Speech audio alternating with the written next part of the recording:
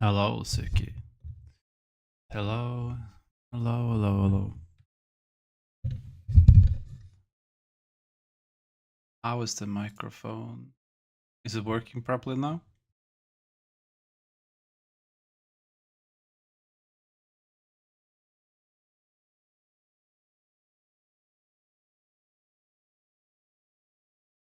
Ja, du har det. Why? Hvorfor har du det? Dere må se på film eller kose dere. Ikke bare høre på meg.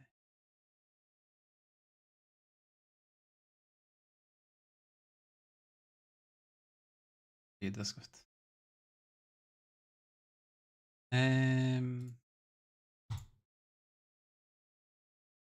Ok, skal vi sette på litt musikk?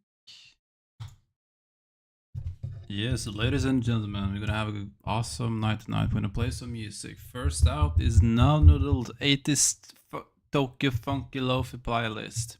It's broadcasting beyond. Relax and chill music to study to.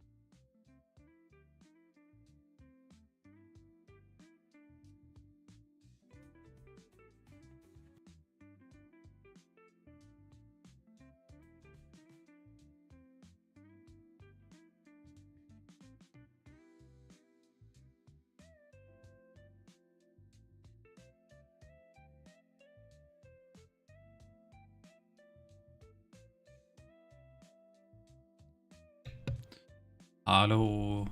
Där ja.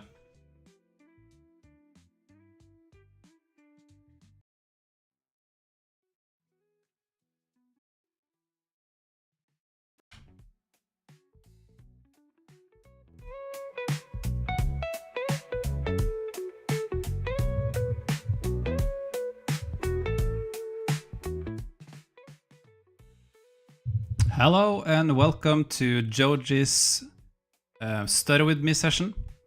We're gonna do 2 hours of reading today. So first we're gonna read for 50 minutes, followed by a 10-minute short but well-deserved break. And yeah, it's 11:30 p.m. in Norway. I've been to school today, but I need to get a couple of hours of reading because I have my first exam in 23 days. So yeah, I'm doing mathematics today, and yeah, it's gonna be a good session, and I hope you have something to work with yourself. And please comment if you want to change the music or you want to tell me what you're working on, so we can have a chat in the break. Okay. So yeah. Have a good one and see you in 50 minutes, and do your best. Coach out.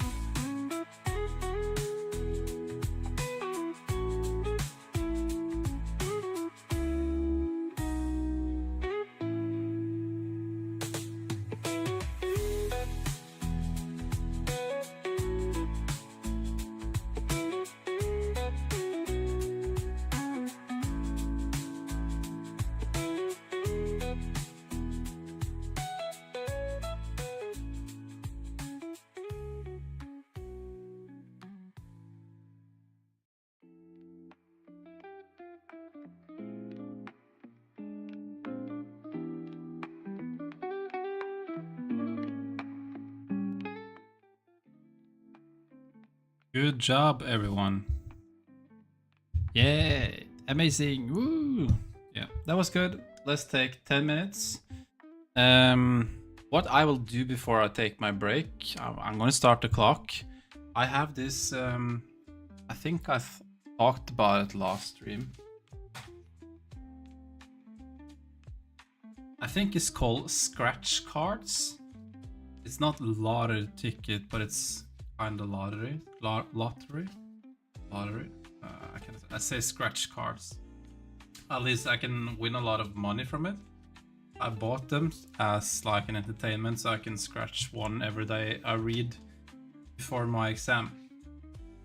And this is actually Easter special. So yeah, I will just scratch it in my break. I will put on the clock for 10 minutes, and if I win, I will turn off the stream and go straight to a warmer country. So just kidding, but enjoy, guys. Take 10.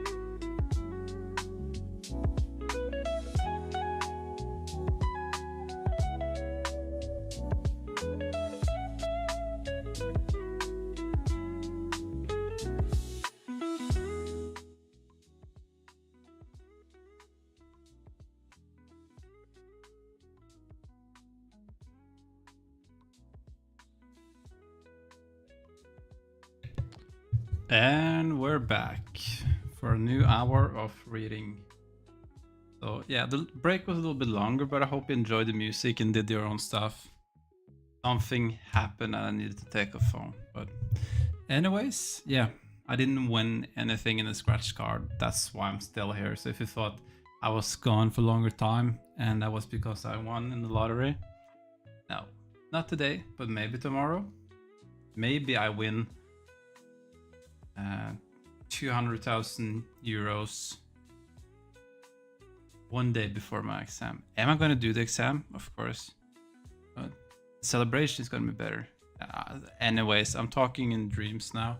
Let's go and do an awesome reading session. Okay?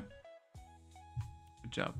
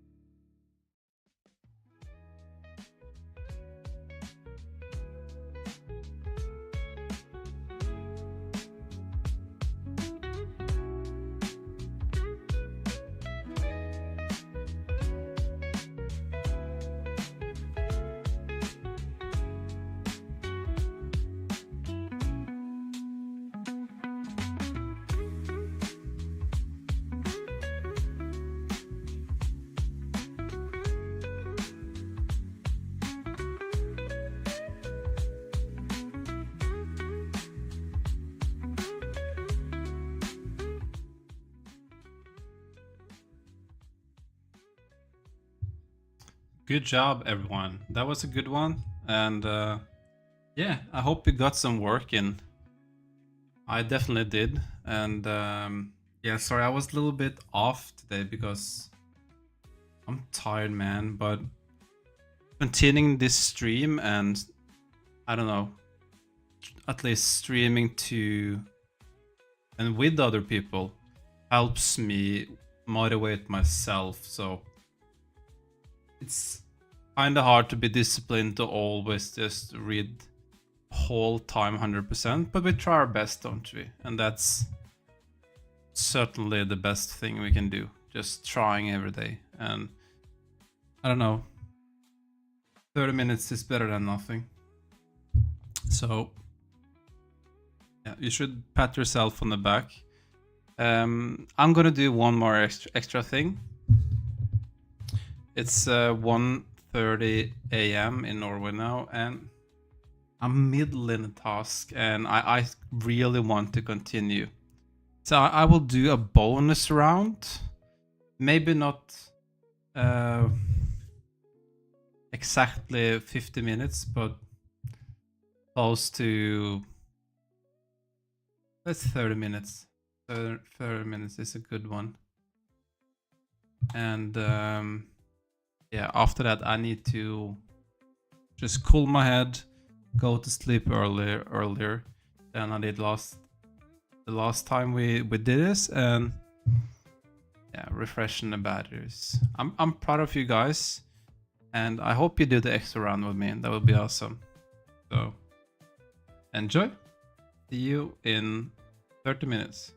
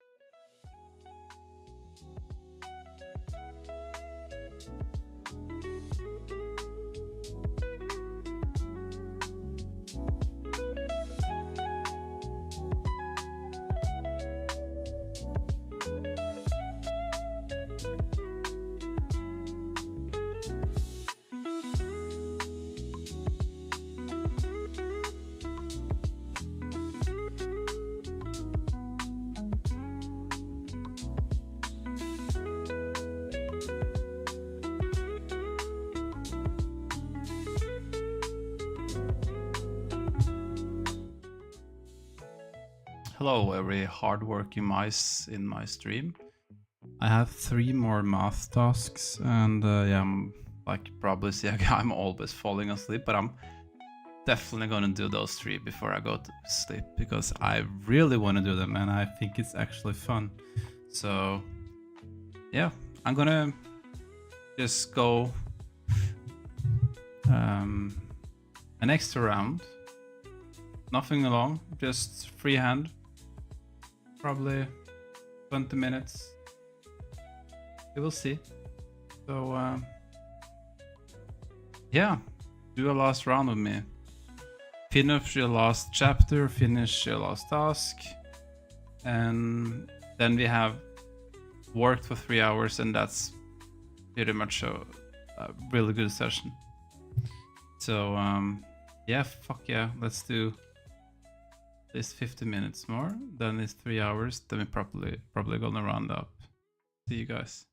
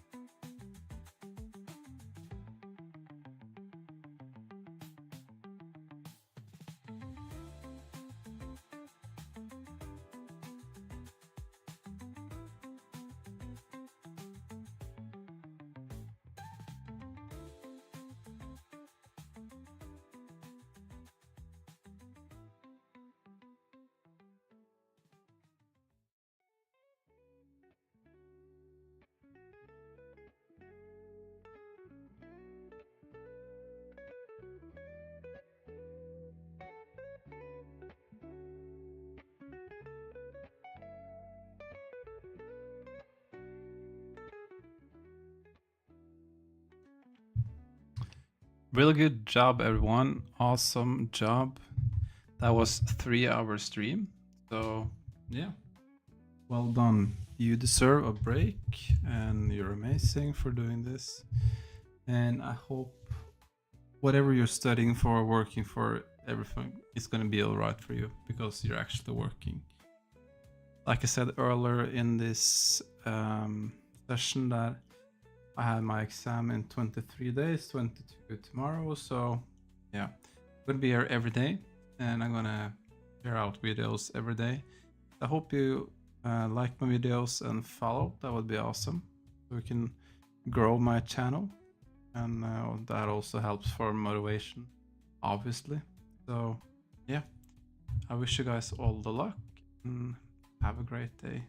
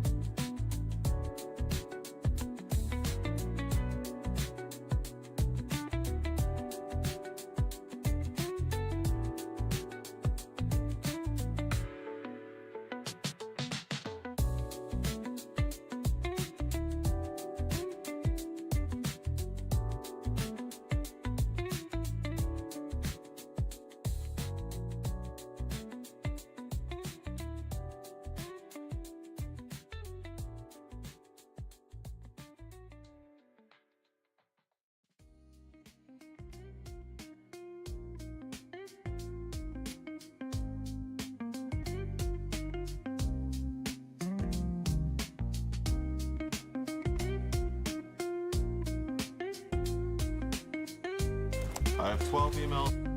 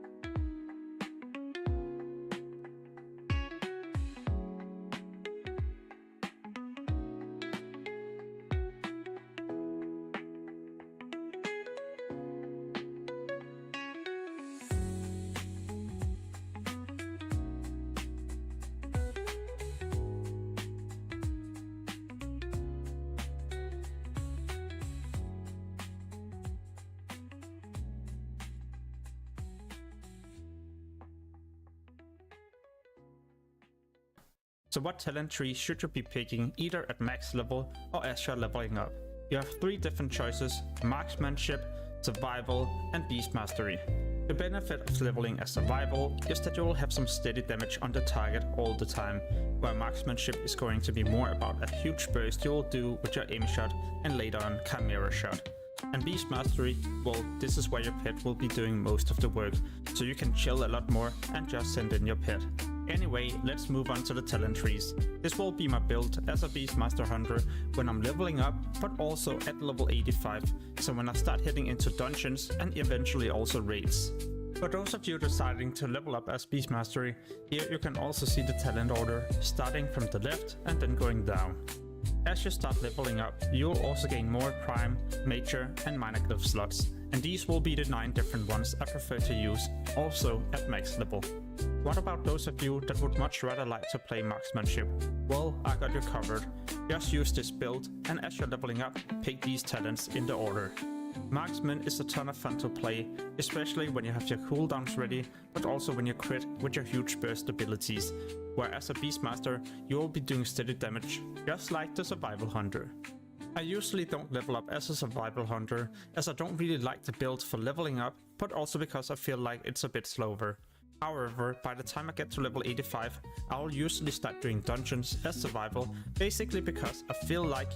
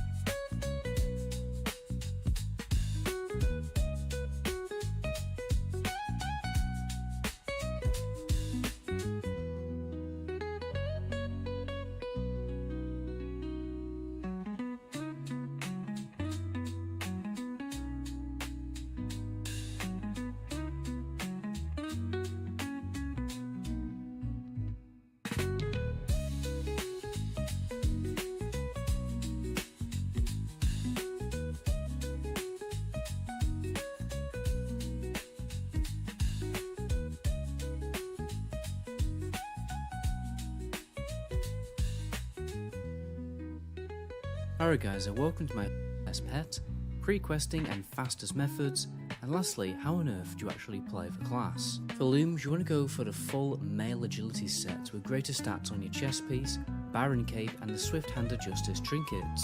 For weapons, the bow is better than the gun, and if you have a lot of batteries spare, you can get 2 of the balanced Heartseeker daggers since that is the best stat stick. For stat priority, most hunters recommend for you to at least get 20% haste because that's when your focus regeneration starts to feel good. Over that, you can build crit. Honestly, every hunter spec is solid for leveling, but hunter is just built different when it comes to leveling. But my preferred playstyle is to be constantly multi-dotting multiple enemies with Scorpion Sting, traps, and laser rod black arrow. This way you kind of play the game a little bit like a more manoeuvrable warlock. So I like to spec survival for the increased dot damage and for superior kiting with ice trap, which in turn gives you lock and low procs to use explosive shot even more. You can also get a talent in the later levels to inflict serpent sting to everyone hit by a multi-shot, which is just god tier for leveling. Most pets are pretty strong, but my preference is to go for a tenacity pet with Thunderstomp. It's a good little AoE ability that keeps the mobs off you. And I like to use a crocodile because he has a snare effect on a short cooldown time. That is the best stat stick. For stat priority, most hunters recommend for you to at least get 20% haste because that's when your focus regeneration starts to feel good. Over that, you can build crit. Honestly, every hunter spec is solid for leveling, the hunter is just built different when it comes to leveling. But my preferred playstyle is to be constantly multi-dotting multiple enemies with Scorpion Sting, traps, and laser rod black arrow. This way you kind of play the game a little bit like a more manoeuvrable warlock. So I like to spec survival for the increased dot damage and for superior kiting with ice trap, which in turn gives you lock and low procs to use explosive shot even more. You can also get a talent in the later levels to inflict serpent sting to everyone hit by a multi-shot, which is just god tier for leveling. Most pets are pretty strong, but my preference is to go for a tenacity pet with Thunderstomp. It's a good little AoE ability that keeps the mobs off you. And I like to use a crocodile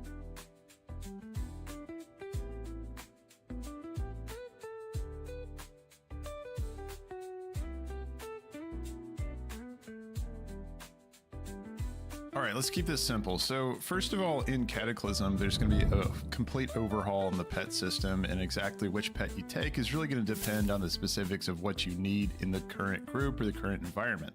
Now, if we're talking about what's the best for leveling, we're going to go with something that's just going to fit pretty much all those cases, and just on average is going to be the best option possibly for you. We're going to grab a wolf as early as we can, and I'm going to link all of the best wolves for each of the starting races in the description below. So as you're leveling your character up through the pre-patch, you can go ahead and grab your wolf as quick as you can. The nice thing about the wolf is that it is going to give you a 5% buff, and it's also going to be on the ferocity tree. The ferocity tree is really great for just doing more damage. If we're playing Beast Mastery, that's what I'm going to be leveling with. It is the best option for leveling. All right, really quick, I wanted to show this. There is kind of a bug with Furious Howl. So notice I'm going to tame one of these Winter Wolves that do have the ability Winter Howl. Let's let the tame go through. And notice that when I tame the wolf, I'm going to have the ability Furious Howl. We can see it down here on the bar. We see Furious Howl, special ability, 45-second cooldown. The wolf lets out Furious Howl, 5% crit. Yeah, all that. So now, let's go ahead and take this wolf, and we're just gonna dismiss it. And we're gonna bring it on back. Notice Furious Howl is gone. Okay, I don't have a solution for this. I think it's just a bug with Cataclysm right now. There's quite a few bugs with Cataclysm. Hopefully this is fixed by the time you're getting your wolf, but just to let you know, you're not alone. If you dismiss your pet and bring it back and Furious Howl is gone, that's happening to others too. So if I find a solution on this, I'll let you know. Otherwise, hopefully Blizzard will just fix it, and then we'll be fine moving forward. We're gonna switch over to the Devilsaur once we get up to a level where we can actually tame one. First one we come in contact with is gonna be a Noguro Crater. That's gonna be around level 55. What are we gonna be doing between the low levels of getting our wolf and then going all the way up to the Devilsaur at level 55? Well, we're just gonna be doing Group Finder. Group Finder is gonna be the best option. This is the dungeon queuing system. We're just doing these over and over again is going to be the best way of just increasing levels, especially at the low levels. There was a revamp to the amount of experience required, so leveling through those higher end zones, specifically Northrend, is going to be a lot faster. I do want to mention too, playing a hunter, you're going to be a DPS role queuing in a system. If you don't have 4 other buddies that you can be queuing into, you are going to be waiting between queues, and it's going to take a while for you to actually find a dungeon. I just want to make a quick mention of Rested XP. It's a great add-on for getting your character up as quick as possible. This add-on was created by speed levelers in the game, and I have an affiliate link down in the description below. Click on that link and end up purchasing their add-on. It does support the channel, and I appreciate it if you choose to do so. It's a solid add-on. It really helps with just optimizing your path all the way up to max level. It is free all the way up to level 30, so if you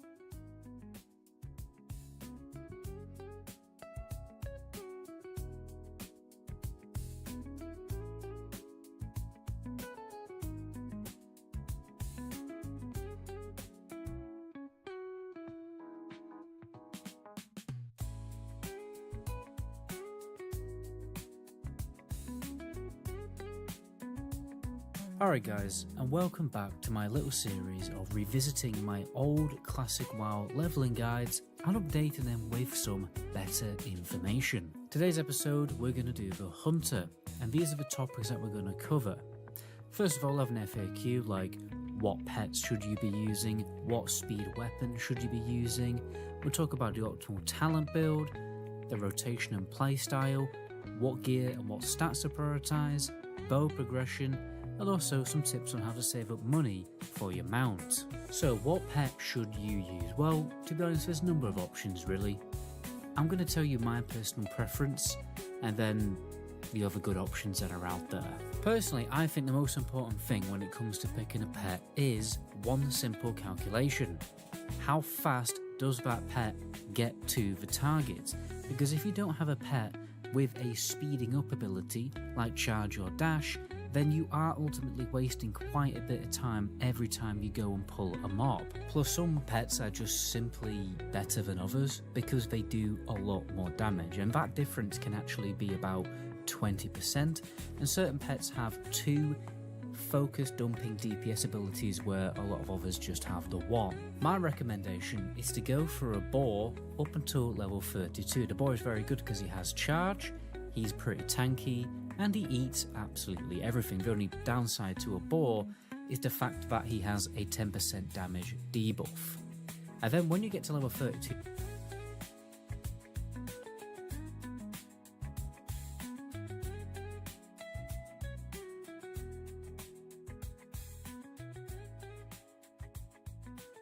So what talent tree should you be picking either at max level or as you're leveling up?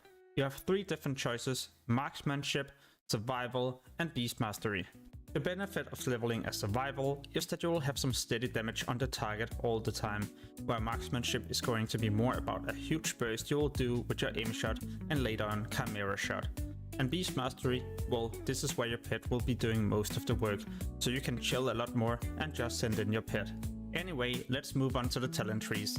This will be my build as a Beastmaster Hunter when I'm leveling up, but also at level 85, so when I start heading into dungeons and eventually also raids. For those of you deciding to level up as Beastmastery, here you can also see the talent order, starting build as a Beastmaster Hunter when I'm leveling up, but also at level 85, so when I start heading into dungeons and eventually also raids. For those of you deciding to level up as Beastmastery, here you can also see the talent order, starting from the left and then going down.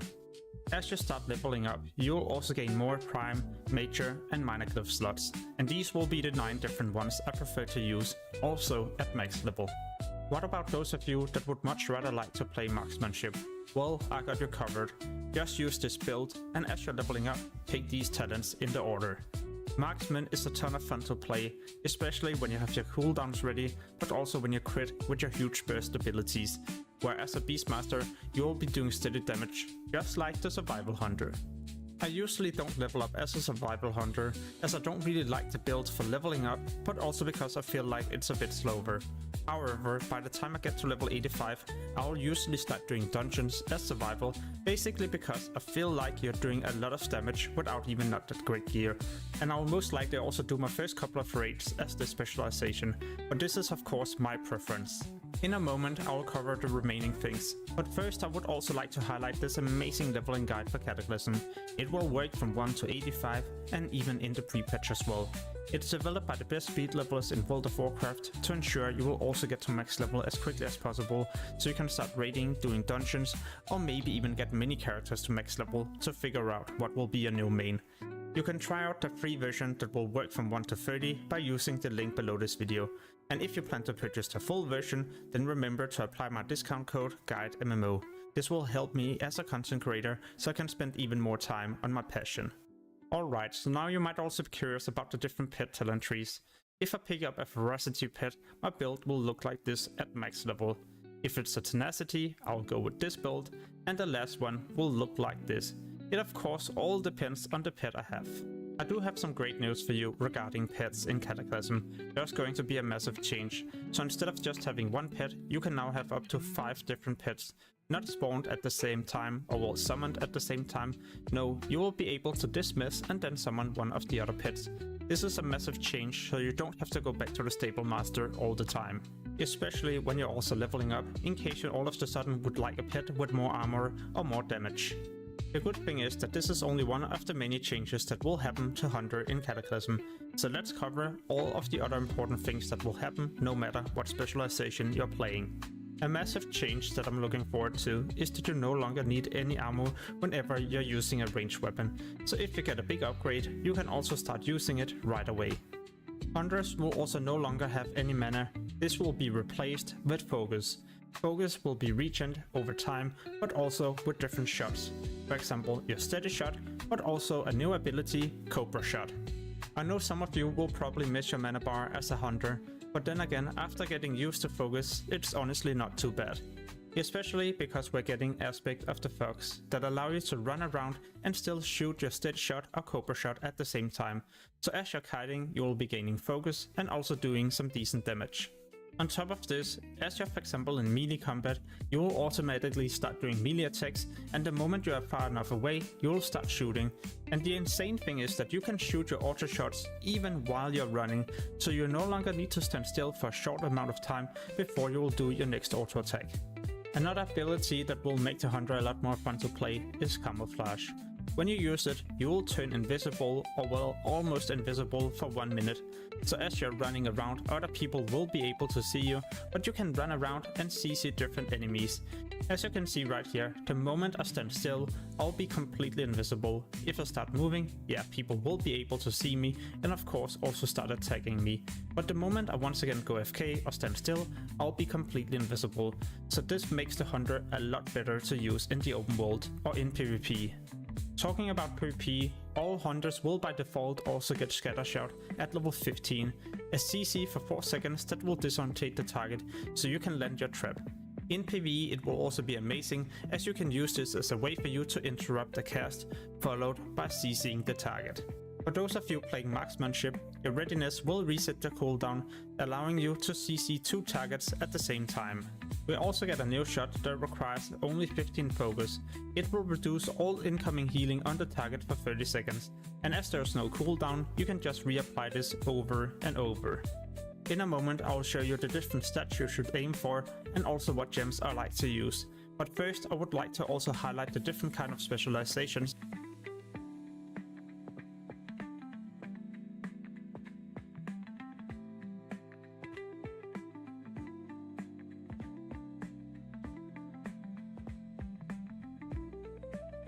Survival Hunter is going to be one of the strongest DPS classes in the entirety of Cataclysm expansion. They'll remain one of the most powerful raid DPS all the way until the final raid, and they're probably going to be one of the most stackable classes that any raid will bring in 25-man scenarios. So of course, let's break down everything you need to know about Survival Hunters in Cataclysm Classic. And we'll start with one of the main changes, which you've already seen in the pre-patch, but hunters no longer have mana. Instead, you have focus, basically the same thing that your pets have. So you will spend focus on some of your main abilities like Explosive Shot and Black Arrow, and then you will regenerate focus over time at a rate of 6 focus per second, but you will also gain more focus back whenever you use Cobra Shot. So Cobra Shot is your new filler. It's basically Steady Shot, but it has the added bonus of refreshing your Serpent Stings. And because we have focus now instead of mana, we no longer need Aspect of the Viper. Our new aspect that we have is called Aspect of the Fox, and this one's just used while moving because it allows the hunter to cast Cobra Shot whenever you are moving. So that's the only time you will use this,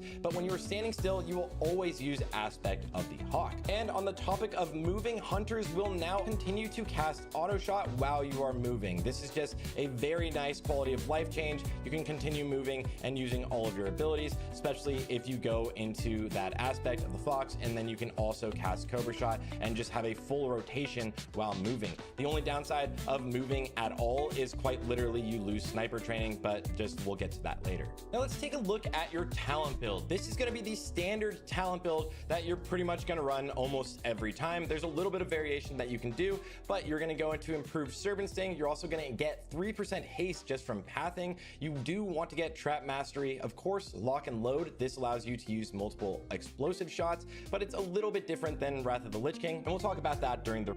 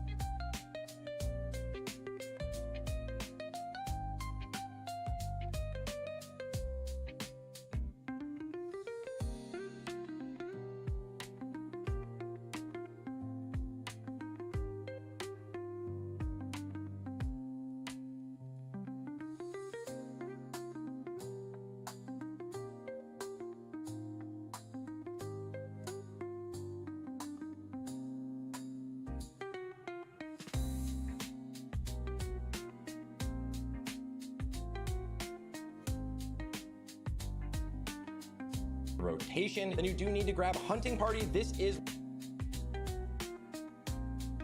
just have a full rotation while moving. The only downside of moving at all, your talent is quite literally you lose sniper training, but we'll get to that later. Now let's take a look at your talent build. This is going to be the standard talent build that you're pretty much going to run almost every time. There's a little bit of variation that you can do, but you're going to go into improved Serpent Sting. You're also going to get 3% haste just from pathing. You do want to get Trap Mastery. Of course, Lock and Load. This allows you to use multiple explosive shots, but it's a little bit different than Wrath of the Lich King, and we'll talk about that during the rotation. Then you do need to grab Hunting Party. This is where the Hunter will bring the raid buff, the attack speed raid buff for melee and range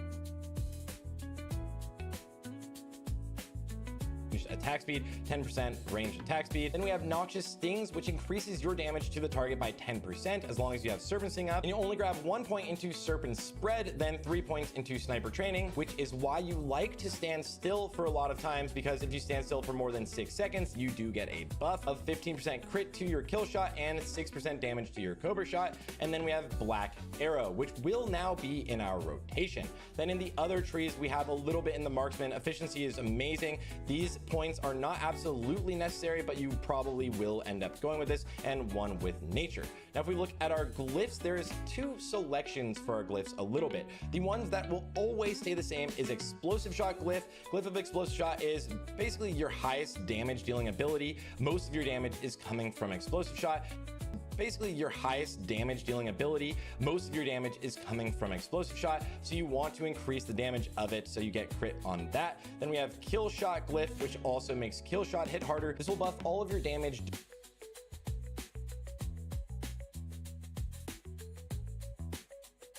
Survival Hunter is going to be one of the strongest DPS classes in the entirety of Cataclysm expansion. It will remain one of the most powerful now, which you will only of Explosive Shot is basically your highest damage dealing ability. Most of your damage is coming from Explosive Shot, so you want to increase the damage of it so you get crit on that. Then we have Kill Shot glyph, which also makes Kill Shot hit harder. This will buff all of your damage during execute phases, and Kill Shot does an incredible amount of damage. Then this is the one that you can make of Explosive Shot is basically your highest damage dealing ability. Most of your damage is coming from Explosive Shot, so you want to increase the damage of it so you get crit on that. Then we have Kill Shot glyph, which also makes Kill Shot hit harder. This will buff all of your damage during execute phases, and Kill Shot does an incredible amount of damage. Then this is the one that you can make a little bit of a choice. Glyph of Serpent Sting increases the crit chance of Serpent Sting, which can now crit, as you can obviously tell. And Arcane Shot. Arcane Shot basically is going to be a focus dump now, which you will only ever use above about 70 focus. And this is the one that most standard builds will show you. They sim about the exact same DPS, and Serpent Sting is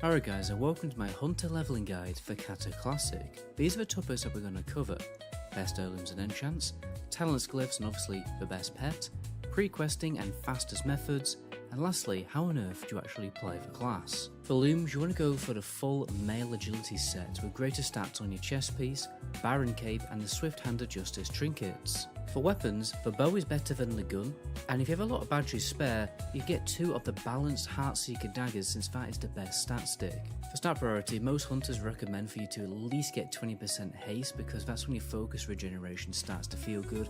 Over that, you can build crit. Honestly, every hunter spec is solid for leveling. The hunter is just built different when it comes to leveling.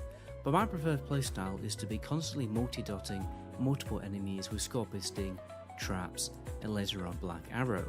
This way you kind of play the game a little bit like a more maneuverable warlock. So I like to spec survival for the increased dot damage and the superior kiting with Ice Trap, which in turn gives you lock and low procs to use explosive shot even more. You can also get a talent in the later levels to inflict Serpent Sting to everyone hit by a multi-shot, which is just god tier for leveling. Most pets are pretty strong, but my preference is to go for a tenacity pet with Thunderstomp. It's a good little AoE ability that keeps the mobs off you. And I like to use a Crocodile because he has a snare effect on a short cooldown, meaning a lot of the time I don't have to bother with concussive shots. Until you can tame a Crocodile, honestly just stick with the starter pet and don't waste time thinking about it, you're going to level up so fast anyway. If you're doing pre-questing guys, the best ones to get are definitely the dungeon quests, even the daily heroic ones, but the weekly raid quest won't grant any XP. If you've already done those quests, then what you want to do is just stack a load of dailies from Northrend, from the Sons of Hodor, Ogrim's Hammer, and the Argent Tournament. I've actually made an optimal pre-questing route for all subscribers. Just go to my channel page and check for the Dungeon Finder to pop. 15 to 16 Tournament. I've actually made an optimal pre-questing route for all subscribers. Just go to my channel page and check out my subscriber only video. Hunters are actually really good at soloing dungeons at all levels, if you have good enough gear. I like to solo dungeons while I wait for the Dungeon Finder to pop. 15 to 60, just pick the dungeons that have the best gear and do each dungeon once just for the quests. 60 to 70, Blood Furnace. 70 to 80, Botanica. Going level 80, I'd recommend questing in the open world because you will need that reputation for your pre-best in slot raid gear and shoulder enchants from the Ferazane faction. The fastest route to level up in the open world is provided by the Rissid XP add-on. You can find the download link for that in the description. So in the lower levels, your playstyle is going to look a little bit like this. You order your pet to attack a mob and you put Serpent Sting on it. Then you're going to switch target, put Serpent Sting on the second target, and then use your Immolation Trap. And then you can finish the mobs off with your melee abilities or explosive shot and steady shot. Higher level, you can go way more aggressive with your AoE. What I like to do is use my pet and Serpent Sting to clump up some mobs together, and I put down Ice Trap without Trap Launcher and let Entrapment talent do its work to clump all the mobs together, and then I'll Trap Launch Explosive Trap, and I'll multi-shot to refresh Serpent Sting on all the mobs, and normally the mobs are probably going to be dead not long after that. But if they aren't, you can finish them off with explosive shot and steady shot once again. Stay tuned guys, I'm doing Cataclysm leveling guides for every single class in the game. My name is Matt Goblin, until my next video, ciao.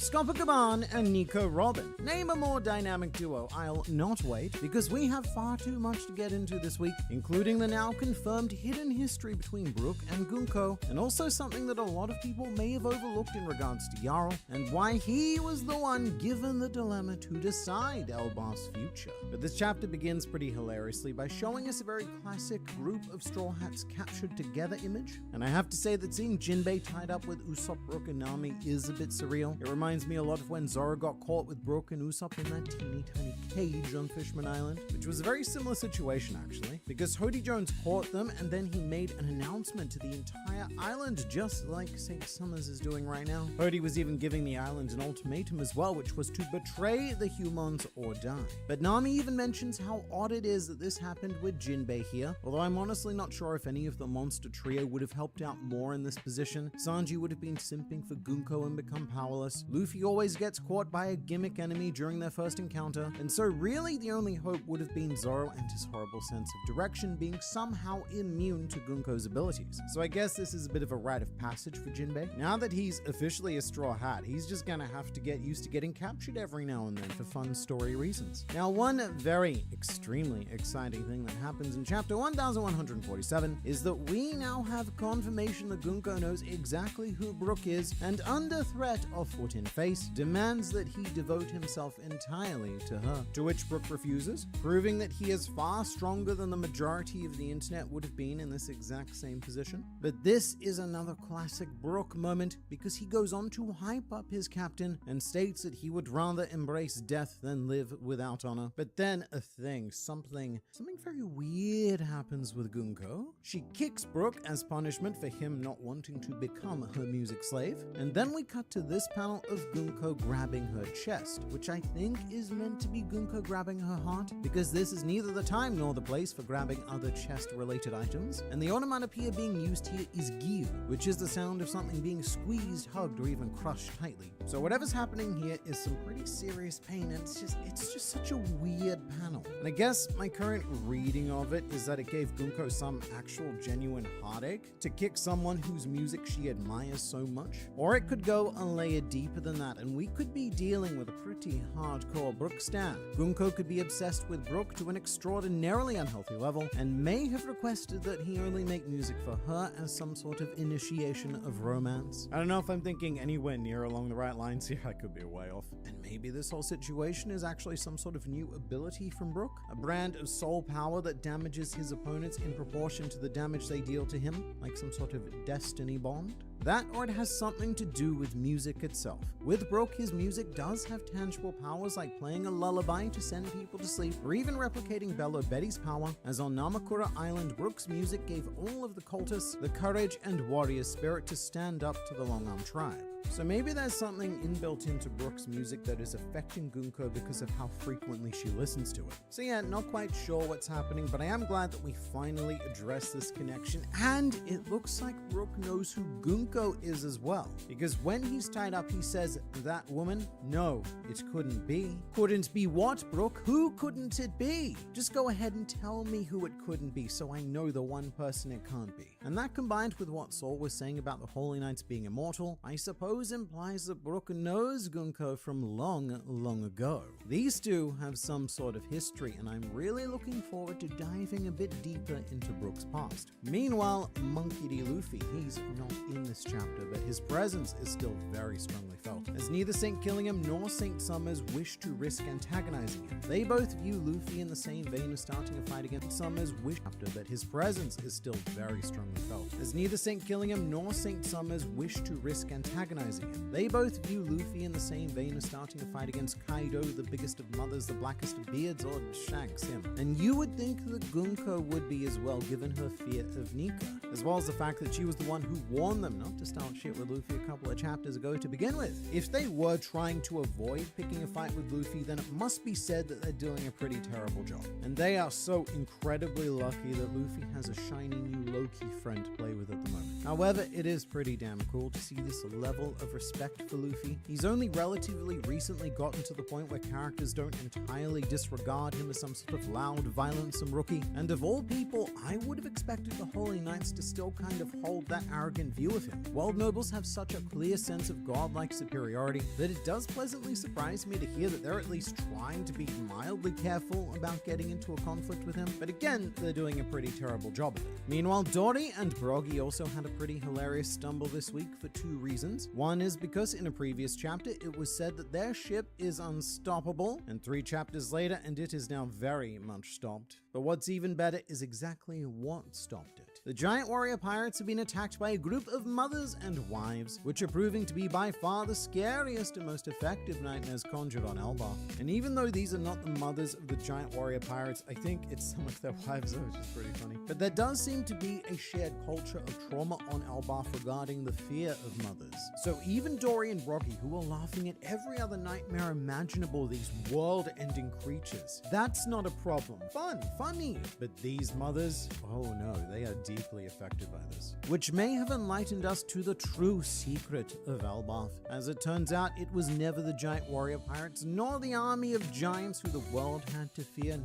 No. It was the legion of mothers who raised those pirates and soldiers who have been the true threat all along. Because now the power of 2 mothers have brought down one of the most legendary pirate crews to have ever sailed the Grand Line. And what's funny is that Ripley sees that Sval has crashed and is completely gobsmacked at just how such a thing could have happened. Which nefarious villain could have possibly brought down a vessel full of warriors? And the answer to that question is technically her. She's a mother as well and is probably very familiar with wielding the motherly arts. And also one minor note about Ripley being the one to rush over to help is that Frankie and Lilith are with her. So if we do need to get the ship up and running again, then those are the 2 most perfect people in the entire world to not only do a quick repair, but even a quick upgrade. But a large part of this chapter is spent with St. Summers delivering a dilemma, which he has chosen to do in the most dramatic way possible to milk the dual teats of love and despair. St. Summers isn't just trying to get the Elbaf warriors on the side of the world government, which is his mission, but that's not enough for him. And instead, he's trying to do it in the most world noble way possible by having them abandon their values and assume an identity chosen for them by Summers. The world government need the giants, but they only need them for the fighting.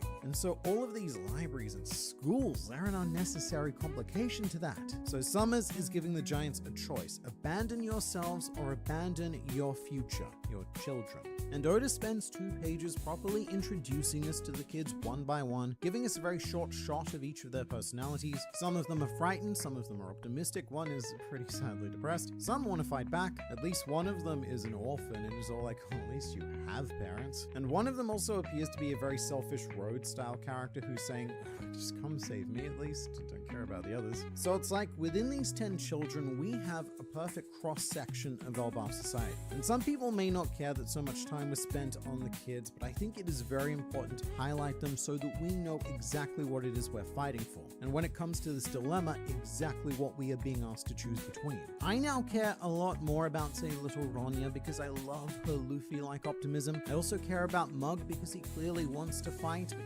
he just can't break free. And I also quite like Bent in general because he's the kid who this whole Nightmare Mother gag is centered around. But what this achieves is that we're not just trying to get invested in the sake of saving hypothetical children. We now know who each and every one of these kids are as an individual. They're no longer just drama props, and the idea of losing any one of them now is a pretty big emotional hit. But at the same time, we also know how heavy of a loss it would be to burn down the Owl Library to save them. And the man at the center of this choice is the absolute perfect character to saddle the dilemma with, being Jarl.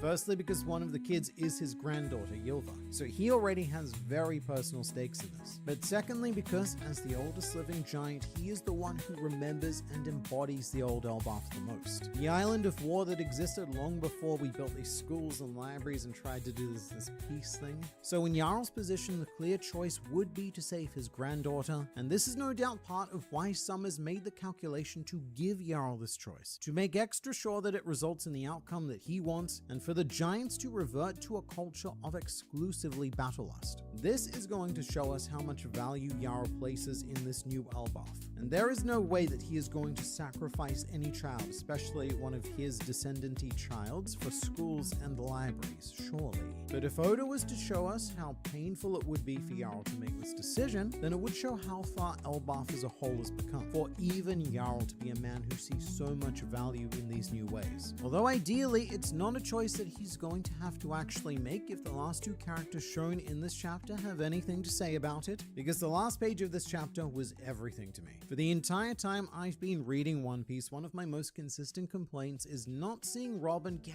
enough decent action, and so the end of this chapter is extremely promising in that regard. So there were a lot of people in my comments for last week's videos making excuses for why Robin couldn't possibly fight Saint Summers. One that I heard quite a bit of was how bad of a matchup Robin's abilities were for Summers, since touching Thorns traditionally results in big owies. But using that to say that Robin is a bad matchup for Summers is like saying that Luffy was a bad matchup against Don Krieg.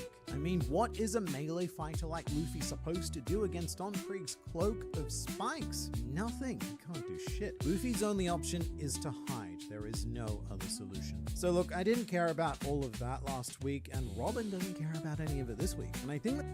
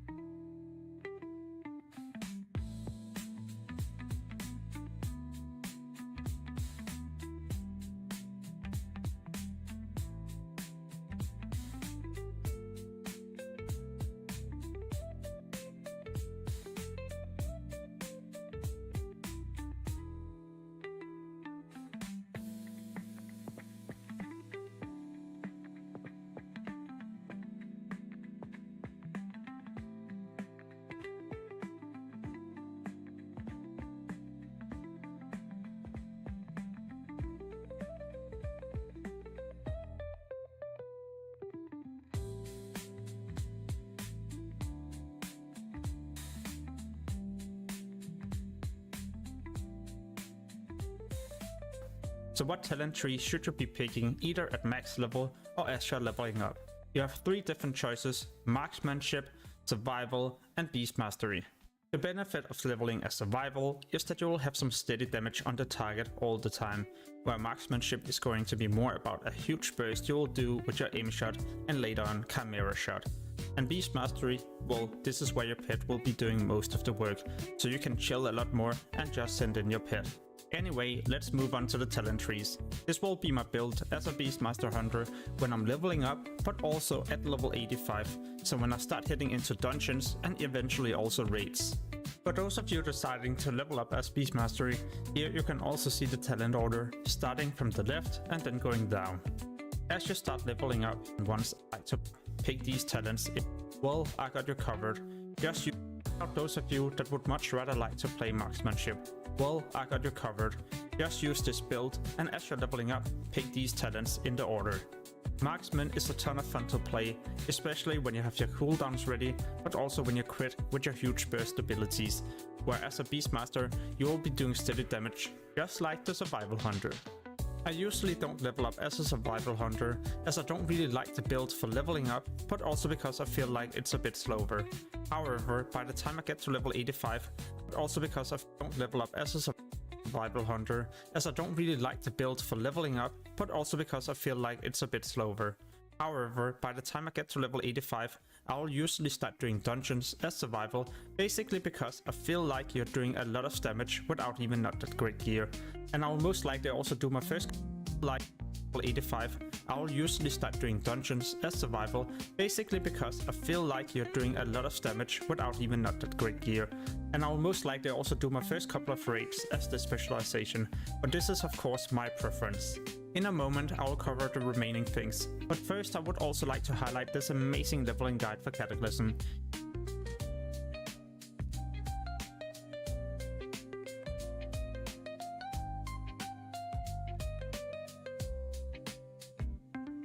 Cataclysm Phase 4 will bring a lot of new changes to PvP, PvE, the auction house, and a lot of other things, and those I'll cover today.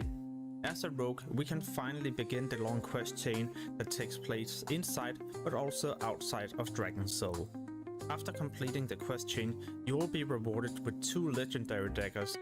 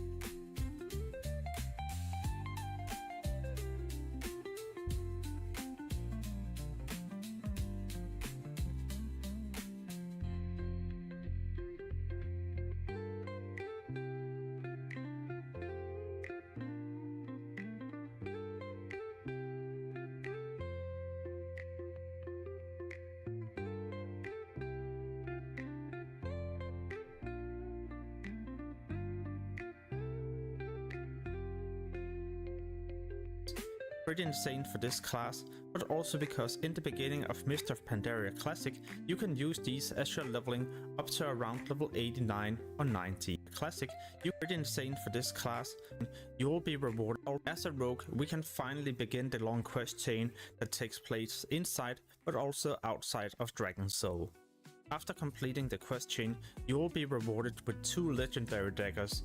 Pretty insane for this class, but also because in the beginning of Mist of Pandaria Classic, you can use these as you're leveling up to around level 89 or 90. You can use these as you're leveling up to around level 89 or 90. You can use these as you're leveling up to around level 89 on Pandaria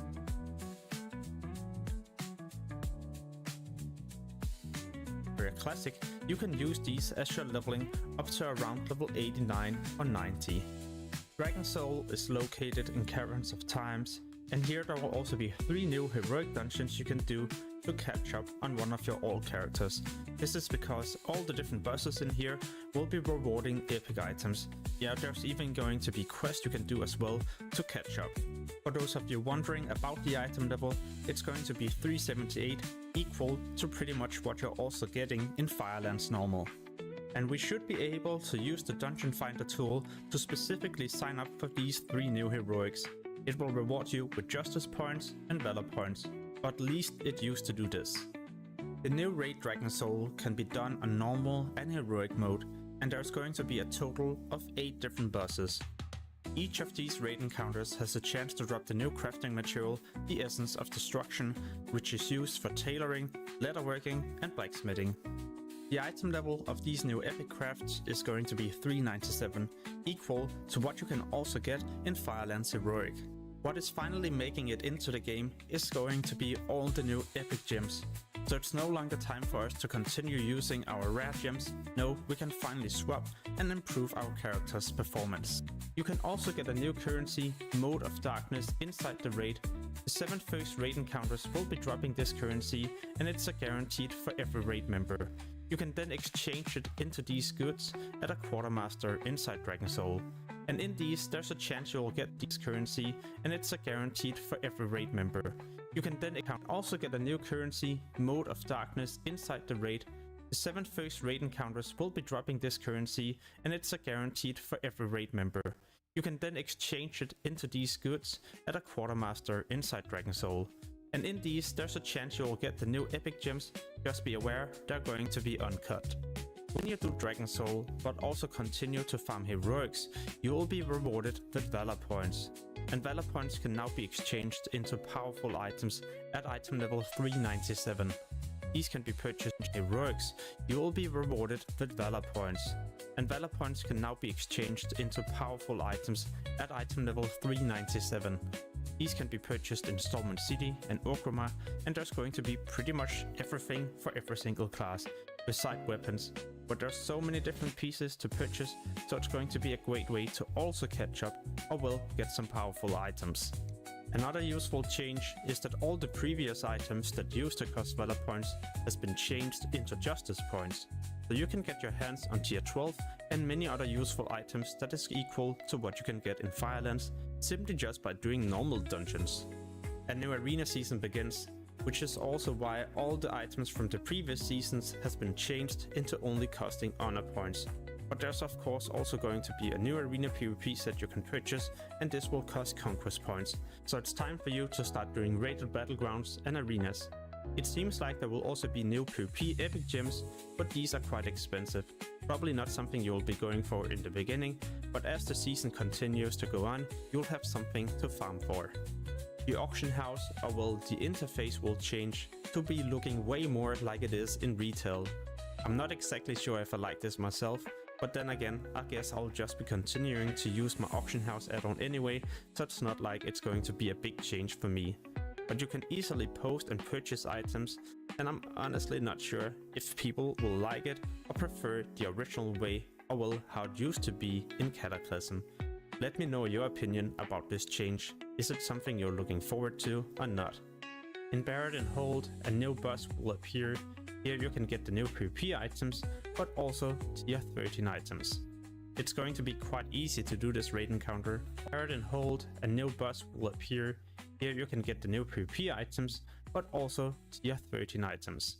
It's going to be quite easy to do this raid encounter, and you can do it on 10 and 25 man mode. In original Cataclysm, we got Raid Finder in this patch, but this time around it seems like Blizzard has decided to skip this entirely, or at least it's going to be delayed, because as of right now we simply won't be able to do Raid Finder. I'm not entirely sure how come they don't spend resources, or will at least would like to release this. Just make it 25 man like it used to be, instead of adjusting it and trying to reduce the amount of people you need for Raid Finder. If it takes way too much time to adjust the numbers, so I mean damage taken and health, why not just go with the original thing? Because I know a lot of people were actually looking forward to Raid Finder and simply gearing up their old characters this way in preparation for joining a guild. As of right now, you will then be needing to join a guild or POC in order to be doing Dragon Soul, as you can only do it on normal and heroic difficulty. With all of this being said, then I'm also curious about one thing: Mist of Pandaria Classic. In the original thing we had Raid Finder from the beginning, but will this be skipped in Mist of Pandaria Classic? Who knows what will happen. Even though we can't do Raid Finder, then there's going to be implemented the new Rune Protocol Twilight dungeons in Cataclysm. The final boss in these dungeons will be dropping different looking for raid items, yeah, even tier pieces as well. So it's going to be a way for you to get these new items. It's going to be implemented the new Rune Protocol Twilight dungeons in Cataclysm. The final boss in these dungeons will be dropping different looking for raid items, yeah, even tier pieces as well. So it's going to be a way for you to get these new items just without the looking for raid. These dungeons will be a bit more difficult to do, as each individual creature in here will have the damage done increased by 50% and the total health by 150%. But there's also going to be an NPC in these where you can choose a buff. The buff that I usually go for is going to be the blue one, as it increases myself but also my party members' damage. You just need to make sure you're standing still. Another thing to be aware of is that you will be getting a new currency, the Obsidian Fragments, when you do these dungeons under difficulty, and these you can exchange either in Orgrimmar or Stormwind City and purchase powerful items from the previous raid tier. And yeah, it will be working the exact same way as the current fragments you can farm in phase 3 and exchange into powerful items. For those of you with a lot of Chaos Orbs, good news, these are no longer soulbound, so you can either sell them on the auction house or trade them between your different characters to use these when you're crafting different things with proficients. Recently I've been really busy, and that's why I haven't been able to post many videos on the channel. Yeah, my job is taking a lot of time, my family, and I'm also playing a bit of Classic Anniversary Realms, so I leveled a character to 60 as a preparation for Burning Crusade later this year. But what I've also been doing is to enjoy the expansion you see right here, Mist of Pandaria. Yeah, I'm trying to learn many different things so I can share guides with you in the future as a preparation for Mist of Pandaria Classic. Hopefully I'm also lucky enough to get myself a Mist of Pandaria beta key, but I don't expect them to be given away anytime soon, probably 2 to 3 months from now, because first we need to clear Dragon Soul. I gotta admit, I'm having a ton of fun trying this expansion. Yeah, I've been playing it for a couple of months now on different servers, and it's looking pretty promising. I mean, all the changes we're gonna get in this expansion compared to Cataclysm is gonna be damn amazing when it comes to PvP and also PvE. What I've also noticed is that it feels old but also casual friendly. You don't need to play for hours every single day to be capable of enjoying this. No, you can just take your time and slowly grind through all the new dungeons and eventually also raids, and hopefully also looking for raid at some point. Anyway, for those of you still watching, thank you so much for the support throughout the years. We reached 40,000 subscribers not that long ago, and hopefully I can get to 50,000 this year. As always, thank you so much for watching and have an amazing day. Peace!